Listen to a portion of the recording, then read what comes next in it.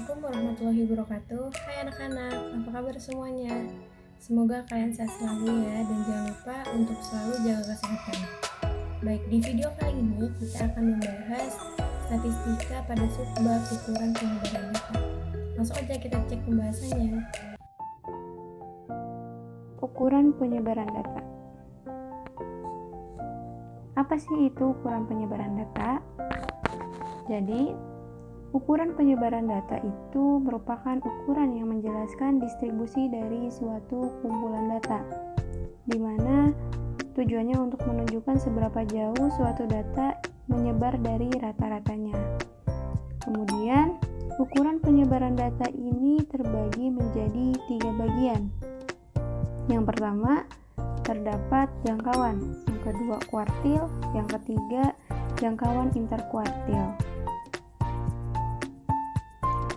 Jangkauan adalah selisih antara nilai maksimum dan nilai minimum yang terdapat dalam data, di mana jangkauan ini didapatkan dari nilai tertinggi dan dikurangi dengan nilai terendah dari suatu data dengan rumus range atau R sama dengan X max dikurangi dengan X min.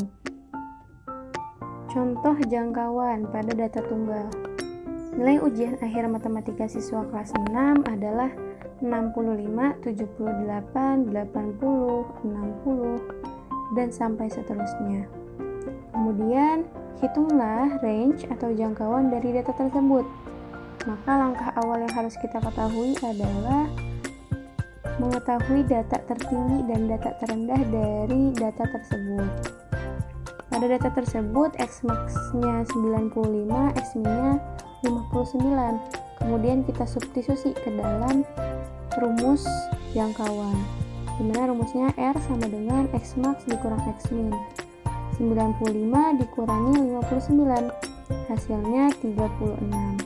Maka jangkauan nilai ujian matematika ini adalah 36. Untuk contoh jangkauan data kelompok, berikut nilai 50 siswa kelas 9 pada mata pelajaran matematika. Nah, untuk mencari jangkauan kita juga harus mengetahui data tertinggi dan data terendahnya. Untuk data kelompok ini kita harus mengetahui batas bawah dan batas atas kelas. Untuk batas bawahnya ini ada angka 20, 30, 40 sampai 80, dan batas atasnya yaitu 29, 39, 49 sampai 89. Kemudian setelah itu kita mencari tahu batas bawah kelas terendah dan kelas tertingginya. Kemudian setelah kita mengetahuinya, batas bawah kelas terendah dan tertinggi itu dikurangi dengan 0,5.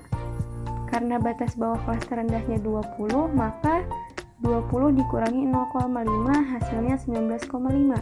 Dan batas bawah kelas tertingginya 80 dikurangi 0,5 hasilnya 79,5.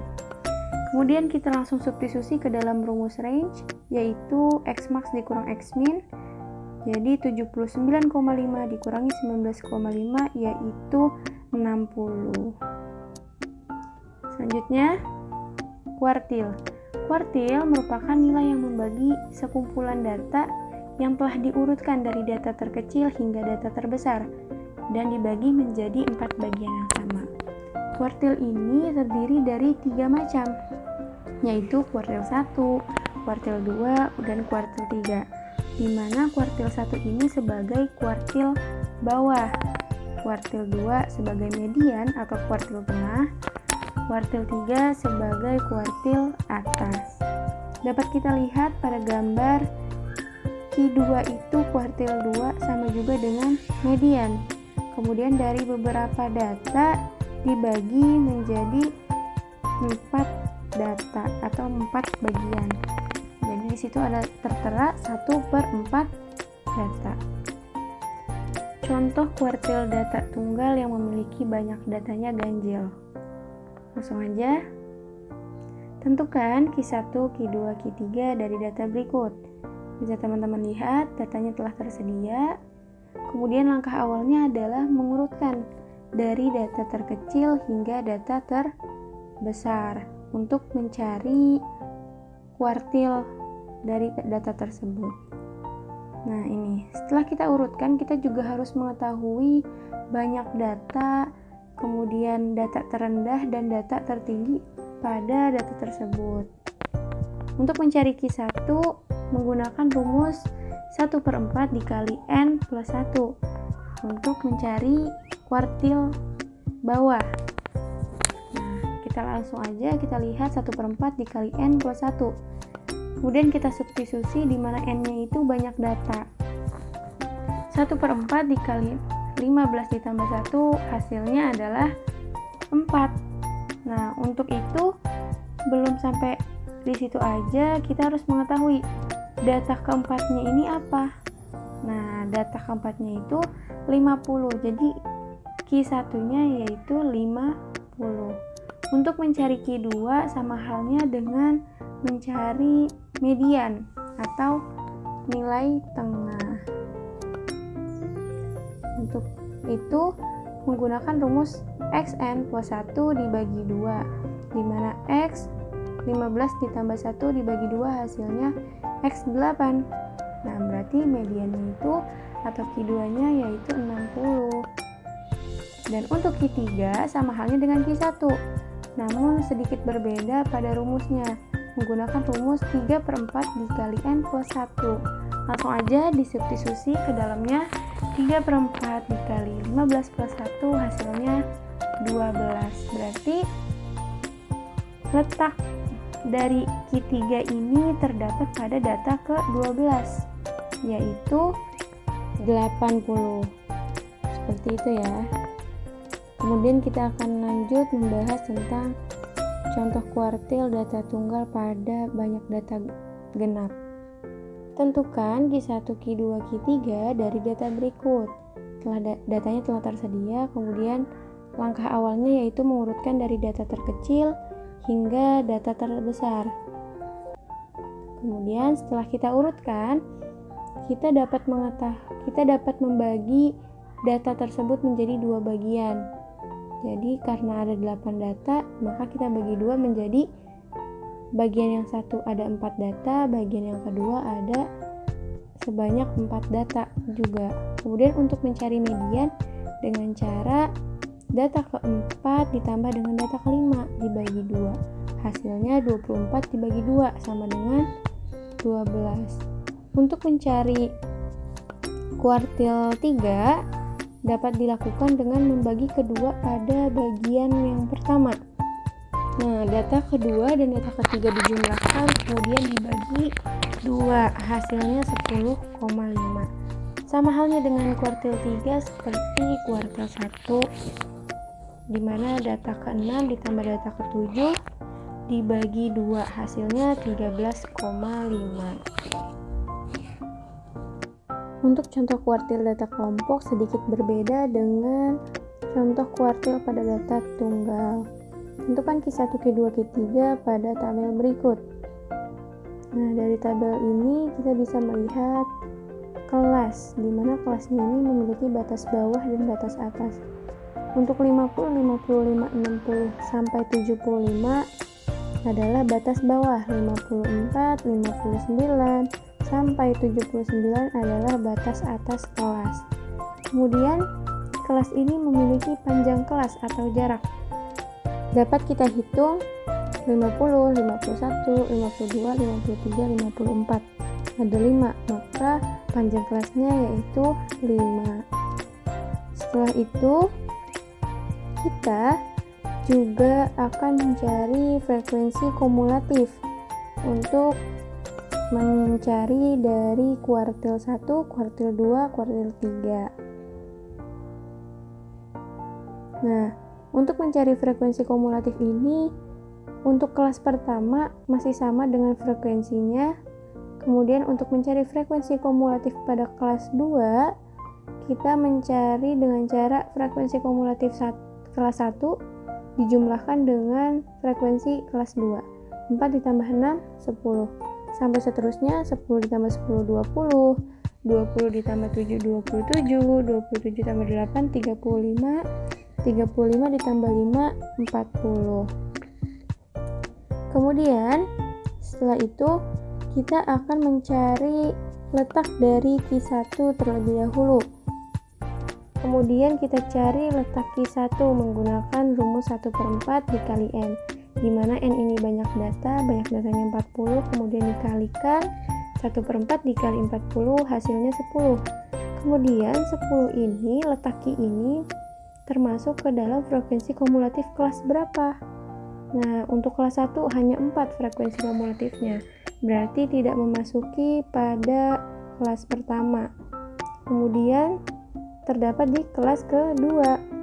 Setelah itu kita substitusi ke rumus Q1, di mana rumus dari Q1 ini TB Q1 ditambah 1/4 dikali N dikurangi frekuensi kumulatif Q1 per frekuensi Q1 dikali P. Nah, untuk mengetahui TB Q1 ini kita lihat dari kelas kedua yang telah ditandai tadi, kemudian batas bawahnya kita kurangi dengan 0,5, kemudian ditambah dengan 1/4 N, di mana kita telah mencari 1/4 N yaitu 40, dikurangi dengan frekuensi kumulatif Q1, di mana frekuensi Q1 nya itu 4 dan frekuensi Q1 nya itu adalah dari kelas ke-3 atau di bawah dari frekuensi yang telah ditandai terlebih dahulu, yaitu 10. Kemudian P-nya yaitu panjang kelasnya tadi 50 sampai 54 memiliki panjang kelas sebanyak 5. Kemudian kita substitusi menghasilkan 5,4,5 ditambah 10 dikurang 4 per 10 dikali 5. Maka hasilnya 54,5 ditambah 6 per 10 dikali dengan 5. Setelah itu kita akan mendapatkan hasil 54,5 ditambah 3 hasilnya 57,5. Itu untuk kuartil 1. Selanjutnya kuartil 2.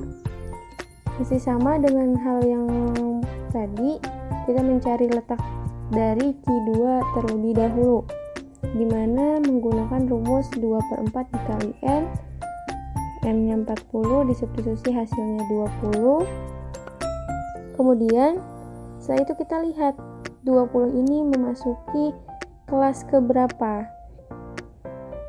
Untuk kelas pertama tidak memenuhi, kelas kedua pun juga belum memenuhi, dan akhirnya dia memasuki pada kelas ketiga.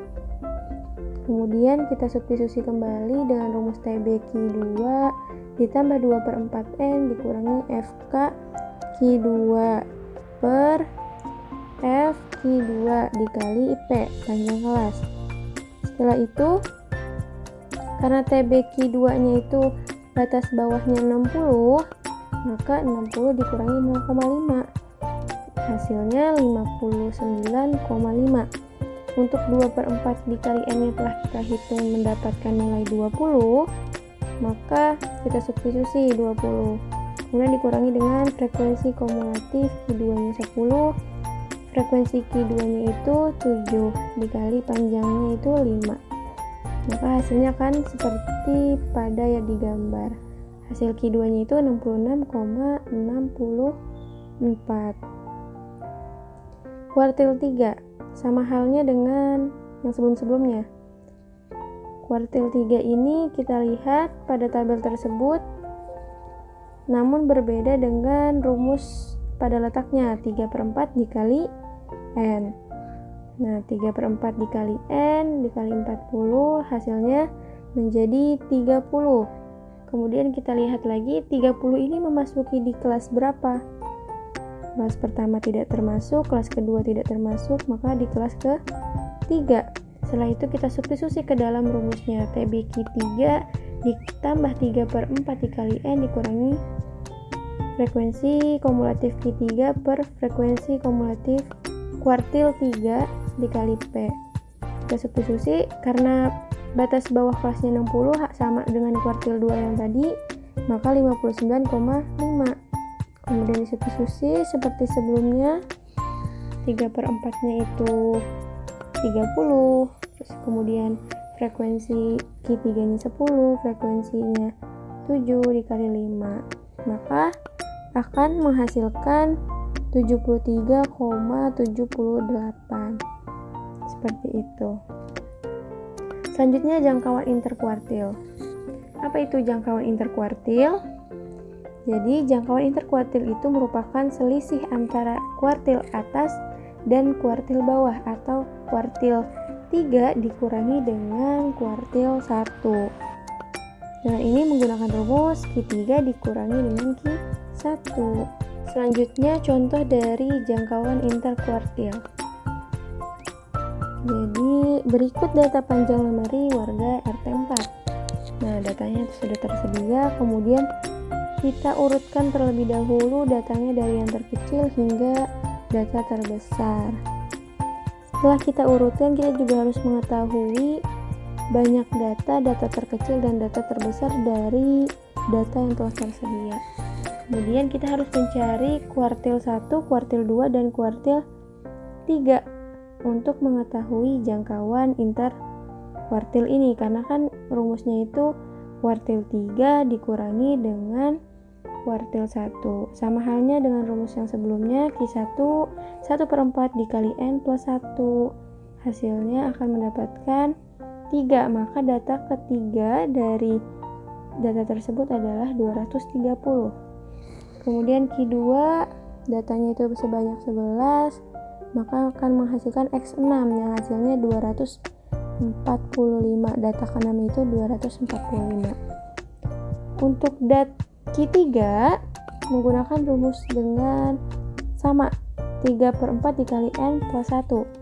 Nah, kemudian disubstitusi menghasilkan 9, maka data ke-9 dari data tersebut adalah 250.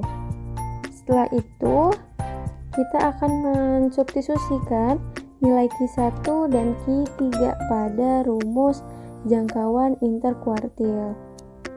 Kemudian disubstitusi Q3-nya 250, Q1-nya itu 230. Kemudian kita kurangi 250 dikurang 230 itu hasilnya adalah 20. Seperti itu ya untuk mencari jangkauan interkuartil. Terima kasih telah menonton video ini. Wassalamualaikum warahmatullahi wabarakatuh.